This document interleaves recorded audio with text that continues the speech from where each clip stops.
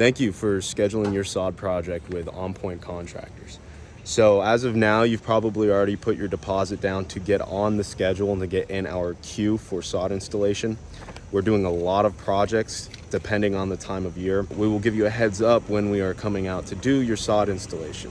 Before we do your sod installation, we want to make sure that your front yard is clear. One of the things when we are installing your sod is the day before, or even before that, you want to make sure the front of your property doesn't have any vehicles on it, because we're going to have big machinery, a big 18-wheeler come through. They're going to forklift off the sod and the dirt, and they're going to place it a lot of times in the front of your house, like right in this area. So you want to make sure it's all clear. You see how this is all clear?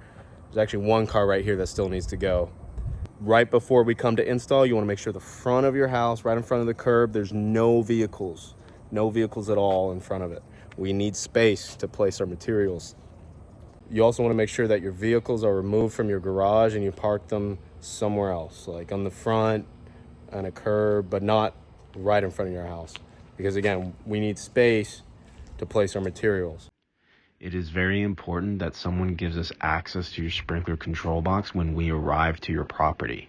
This is so that we can run all of your sprinkler zones and mark all of your heads that pop up before we start tilling the property. So you must make sure that someone can be present to give us access to your garage if needed, or any area where your controller is. Another thing you've probably already been made aware of is the haul-away service that we also provide if you need it.